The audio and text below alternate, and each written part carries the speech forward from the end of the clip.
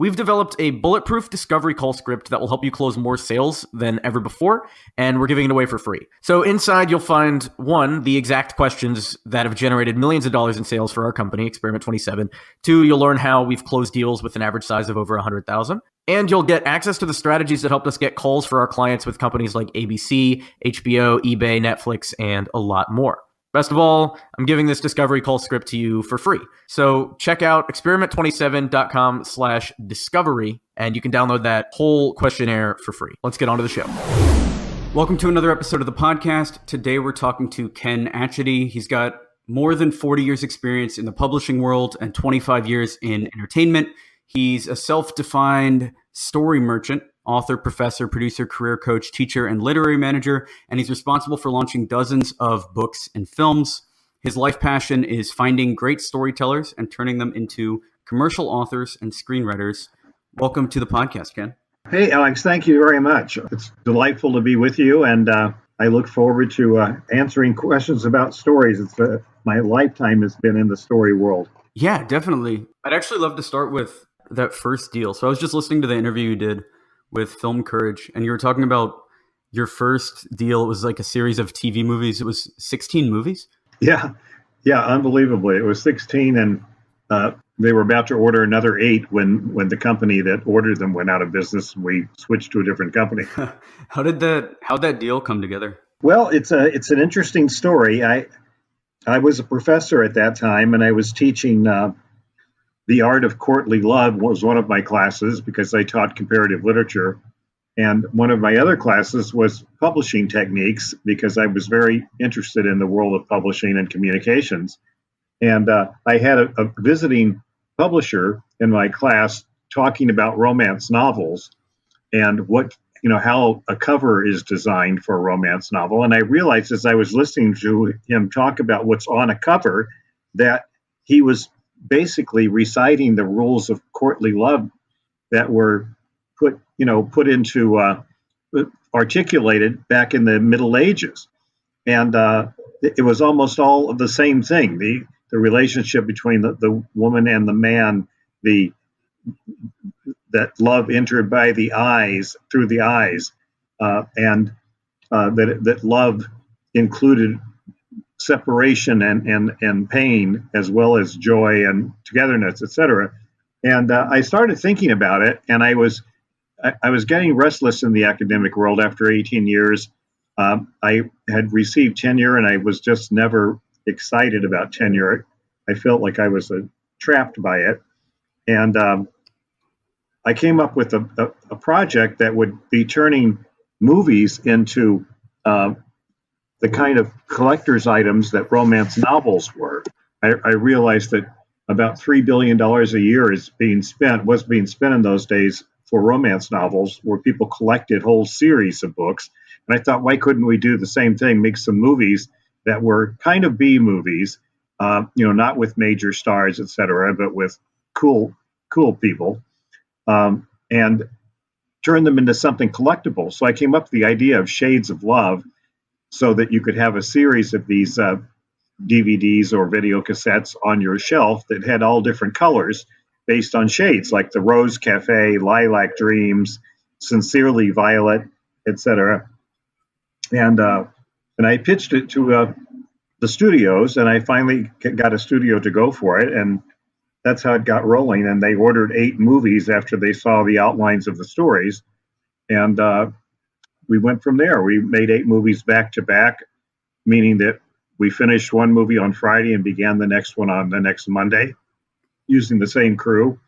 And I suddenly was a producer, and for the first couple of movies had no idea what I was doing. But after that, it was getting, to be, familiar.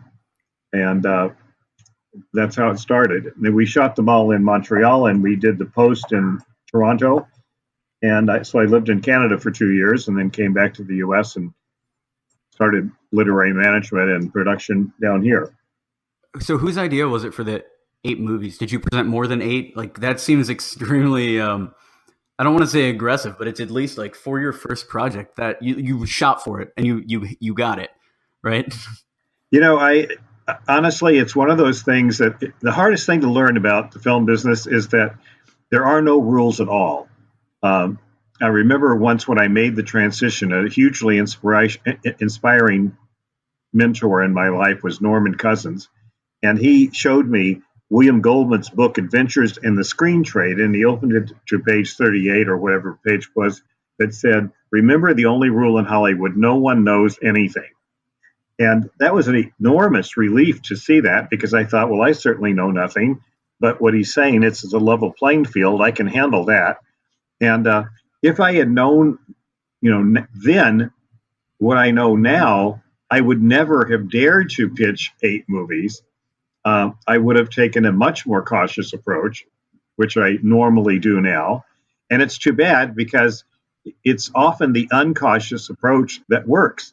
And when I get a new partner in the business, which I do, once or twice a year, I always say to the new partner, don't hesitate to tell me your craziest ideas, because we'll try them. I'll give you the cautious version of how to do this. I'll give you the kind of correct version of how to do it. But this is a business that's based on, wild ideas, and don't ever hesitate to come up with them.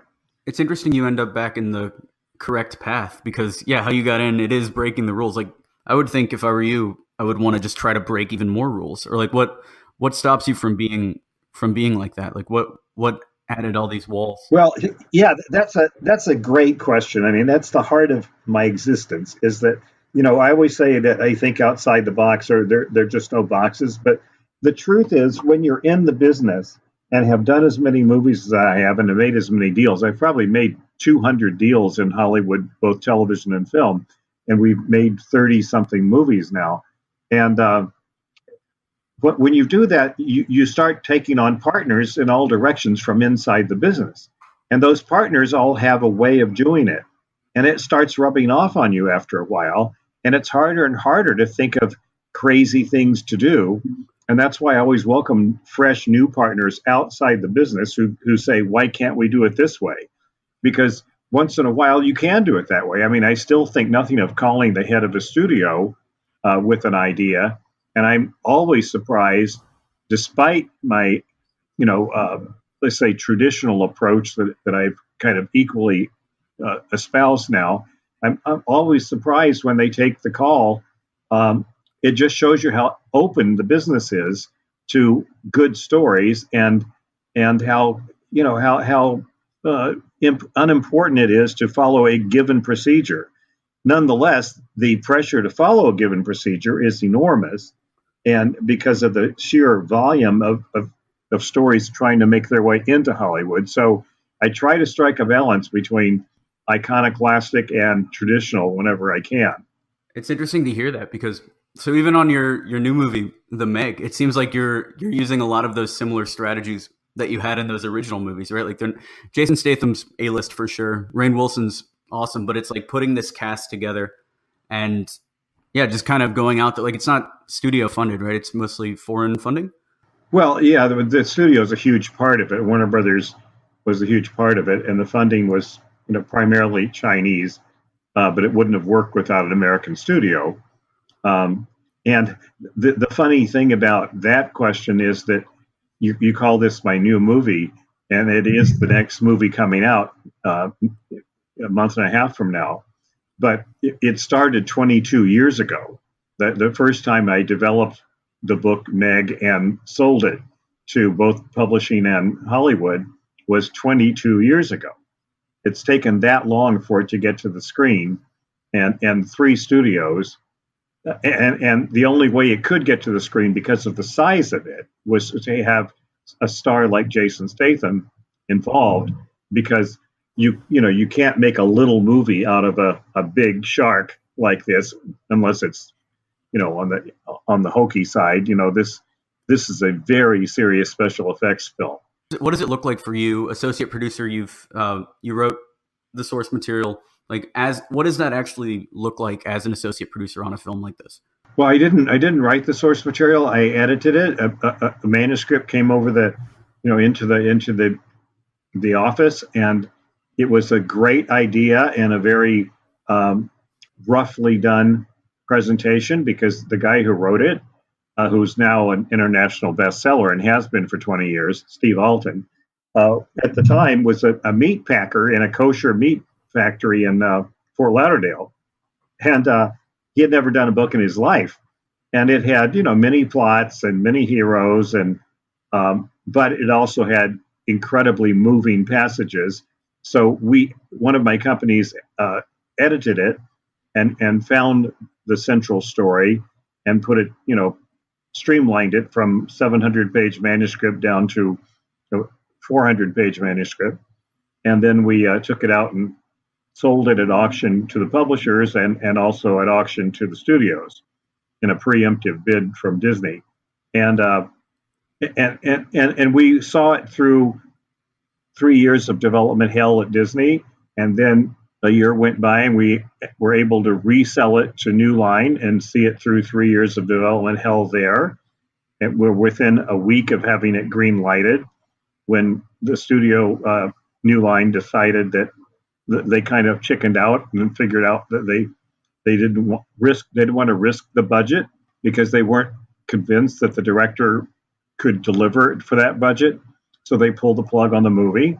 And then years went by, and I lost the steering wheel, and Steve went with another producer who I stayed in touch with, but who put together the Chinese financing finally, and then brought it back to New Line's new home, which was Warner Brothers.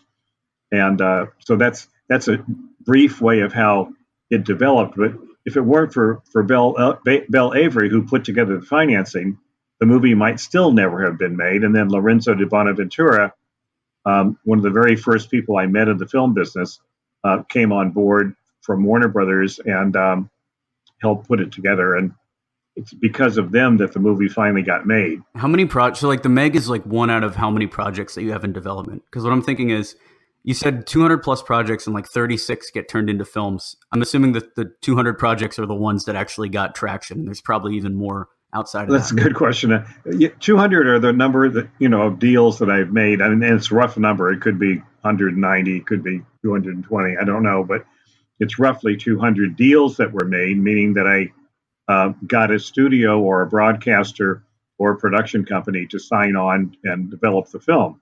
So probably out of those, that many, 30 are in permanent limbo, but I still consider the other 150 to be active, and they will get made someday, because 3 years ago we made a movie called Angels in the Snow. That had been 20 years in the making, sold to 3 different companies. And finally, I ran into a partner who happened to have an inside deal with the broadcaster who made it, and they went ahead with it. But again, it was just persistence for all those years. And the story market is very volatile, and the good news for storytellers is it's voracious. As you know, with the proliferation of channels. And television is now in a renaissance of spectacular quality, even compared to feature films. You have more freedom in television, in the world of television today, than you do in features, even without the onerous restraints in the feature world caused by theatrical distribution, which is extremely expensive and dicey. Whereas if you get a movie set up on Starz or HBO or Showtime or Hulu or Netflix, you'll have an audience, and it will be in front of your audience. So it's a very exciting world, and in that world of storytelling, things can change overnight. You could be in the middle of negotiating a deal, and the deal is killed because another project very like it comes out on another channel and is a total flop, and that can cause the buyers in your deal to decide this isn't the right time for this subject matter.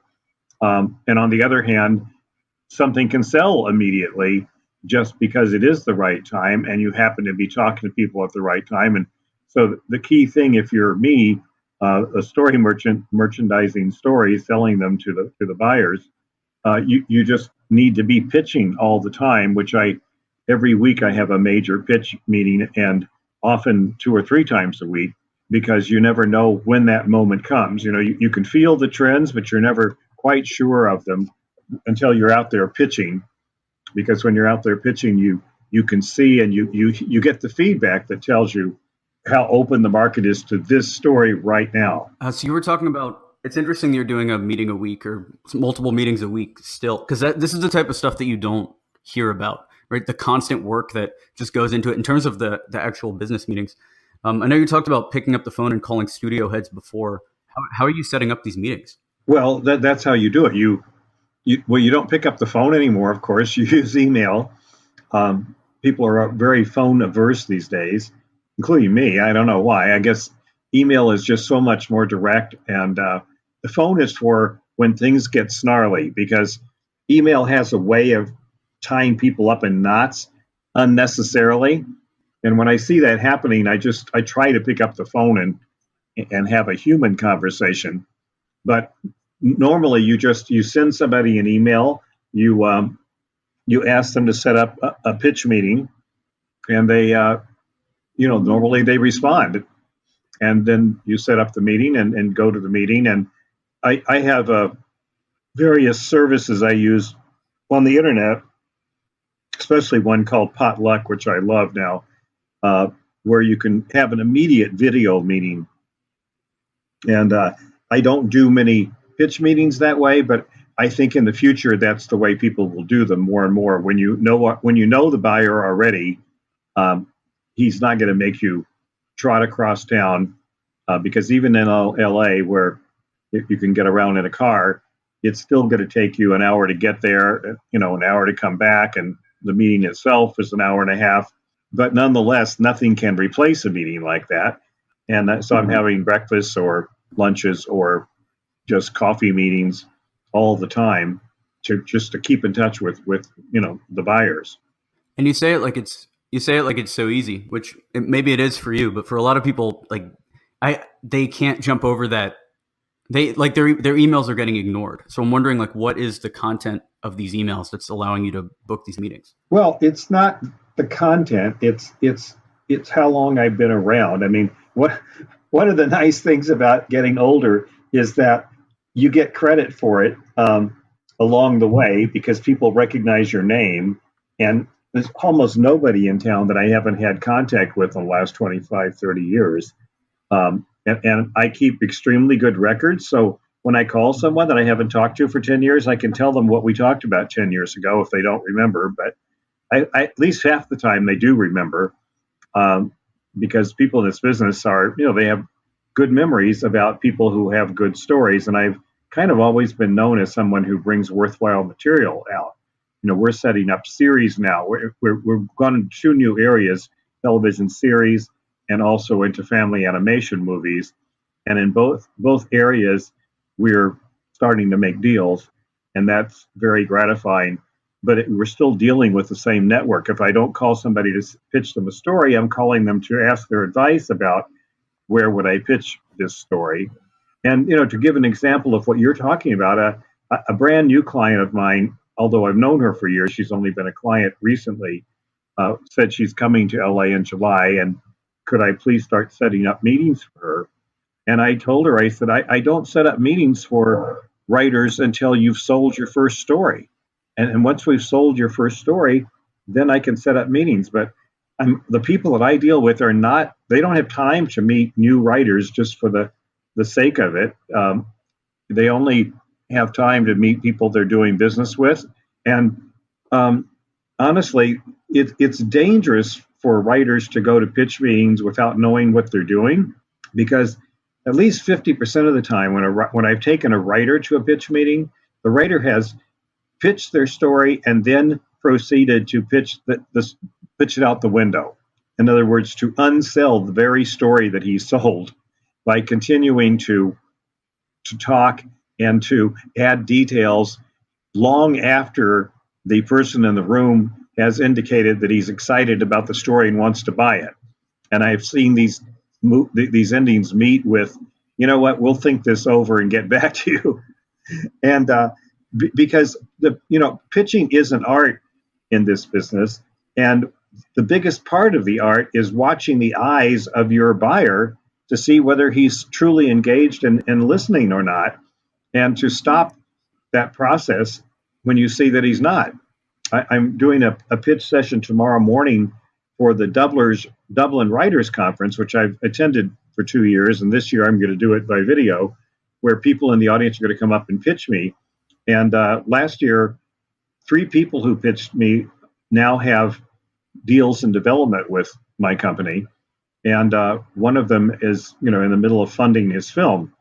And so nothing could be more important than the ability to pitch, to get that opportunity to someone, because it's a real live engagement. And if you can't do that, then what you have to do is to write a brilliant treatment and use the treatment as a written pitch to get people's attention. So it sounds like there's 2 levels to that, because it's the writer pitching in a way that is, once they're in the room, it's the writer pitching in a way that's going to get them to buy and then stopping at the perfect moment. But then before they're getting in the room, when you're setting up these meetings, how much of the story are you telling about what you're going to be meeting about? Well, basically, I'm telling them as little as possible. Less is better is one of the rules. And I'm just telling them I have a very intriguing male-female lead procedural series to talk to them about, based on 3 books, for example. And that's all I would say before I went to the meeting. But see, that's because I am a veteran, and when I say that, they know it's going to be worthwhile to listen to it. If somebody else coming in is trying to pitch, like one of the projects I'm dealing with right now is a new discovery of mine by these 2 brilliant writers. It's a novel called Starring John Dillinger, and they've also written a brilliant screenplay, which is extremely unusual for a novelist to also be a screenwriter.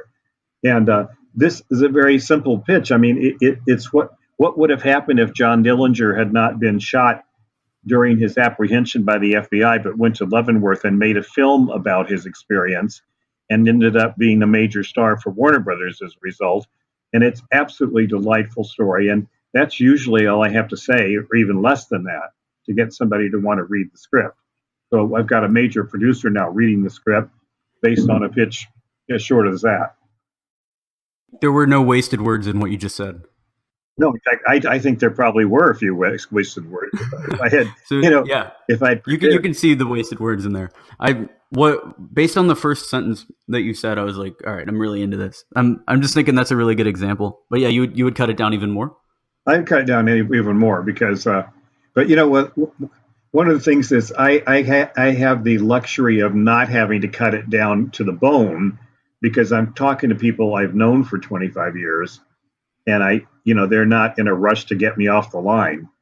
If I were a brand new, manager or agent or writer, I would really work to get it down to the bone, because the more I can show them that I value their time, the more they're listening. When you think about what they do, the buyers, they listen to stories all day. That's what they do for a living. It's extremely exciting to be living in a world where people do nothing all day but read stories, listen to stories, make decisions about stories. And so to show them that you respect their time means that you may be somebody they want to work with in the future, because that respect is kind of the basis for good relationships. And all of those people who don't respect it are candidates for what one of my books calls the life is too short list. And you don't want to be on anybody's life is too short list in this business. It's a very small business.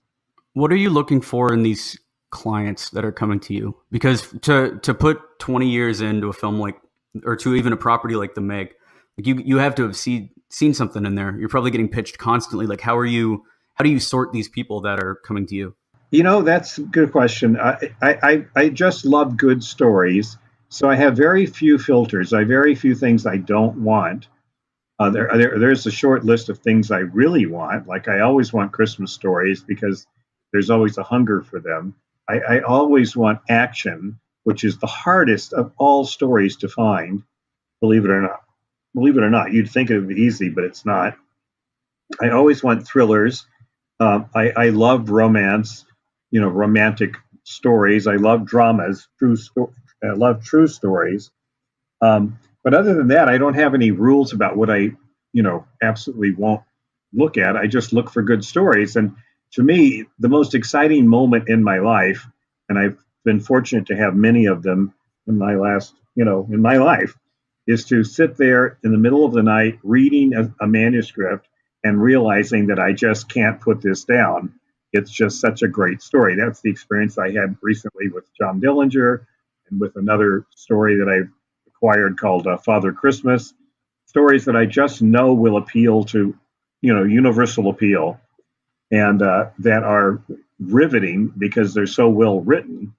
One of the things that new writers don't realize, you learn this as you grow as a writer, is that the most important character in your story is not you, for sure. It's not you, the author, expressing your deepest, anxieties and elations. And it's not the characters you created. The most important character in your stories is the audience, because without an audience, there is no story. And I challenge you to think of a storyteller sitting on a front porch, as I describe in my new book, Tell Your Story to the World. It's about to come out. Sitting on a porch, telling the story, and there's no one else on the porch except him, right? I mean, you got to have an audience. And writers who don't remember that are not yet ready to be in the big world of commercial storytelling. But writers who do, you can see them right away because they're so smart and they're always a step ahead of you as a reader, but they satisfy with, they foreshadow things and then bring them to fruition, and they satisfy all your needs as a reader, and they never forget you as you're reading. You can see that they are writing this to you. And that's just extremely exciting to discover that, because it's so rare among people who think they're writers to find somebody who really is a writer in that regard, a communicator, not just a guy who knows how to write sentences. Okay, so me and my little brother run this production company, and he set his bio on Instagram as director of development or head of development. And so he's been getting all of these scripts, a lot of like really bad scripts. Oh, yeah. And so I'm wondering, from somebody coming from you, somebody who gets a lot of scripts, how are you processing all of this content? How am I doing it? Well, obviously we have readers. At any given time, we have about 10 readers. And when somebody sends us an email pitch, assuming that it's 3 or 4 lines and not a page or two, because those page or two ones get printed out and dealt with months later because the volume is so huge. But if it's a pitch of a few lines that just tells you the highlight of the story, what is this story? What's the background of the writer in a line or two? Then we send it to a reader. In rare cases, I'll read it first myself, but my reading pile is normally 3 or 4 feet deep, because I've got books and scripts in all stages of development. We're now doing rewrite number 7 of a major novel in a series that will be a major series of movies, etc. So needless to say, when that comes in, it goes toward the top of that pile. We're constantly reprioritizing my reading pile. But that's why we have a reader. So if a reader comes back, if we get a good report, this morning I read a couple of what were called coverages, and they were recommends. And I asked my assistant to do 2 things: get another read on it, and also print out the first 50 pages to let me read. And that's kind of the process we go through. Okay, that's super interesting. Anything I'm missing? Anything you wanted me to ask? Well, no, not really. I'm just always excited to have people have questions about the story market. It's a very tough market. It's very hard to get into the story market on the national level. But the good news for writers and storytellers, who I worship because they've spent my whole life serving them, is that once you get in, it's almost harder to get out than it is to get in. We don't forget good storytellers, and maybe you have a good one and then 2 or 3 flubs, but we'll still want to see your next one, because you never know.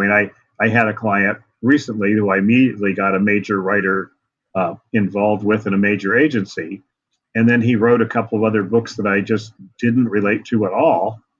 But I'm always willing to read what he's going to write, because I don't forget he wrote that first one. That's to keep people from getting discouraged. They just have to keep trying until they get everyone's attention, and they have to learn at every time they get a pass or a turn down. They have to learn, how could I have made this better? One of my former vice presidents said, There's no end to better. And I quote him all the time. It's one of my major producer partners, Warren Zide, who did American Pie, developed some initials to write in the margin, CBB, which means could be better. And I use that all the time because it's so true. And you don't have to rewrite the phrase that could be better because you're dealing with a writer. So you just tell him it could be better and let him figure it out. If he's a writer, he'll figure it out. That's interesting. Yeah, a lot of the times I'll just give my notes with just a highlighter. And I'll just highlight stuff that stands out as like not good or could be better. Yeah, or I'll put a wiggly line under it. My next book, now that we've done this Tell Your Story book, and my previous book was Sell Your Story to Hollywood, but this one's Tell Your Story to the World. My next book is going to be on editing and the importance of editing and the 5 or 6 different kinds of editing there are, and what they all do and all of that stuff. Because I've spent a lifetime as an editor. A story editor and concept editor, structural editor, marketing editor, line editor, copy editor, all those things. Awesome. Where's the best place to send the listeners, people listening to this right now? Where do you want them to go to check you out? Probably to storymerchant.com. That's kind of my flagship company, and we're about to release a new website that will introduce all 5 companies and their relationships to each other. But for now, storymerchant.com is probably the best place.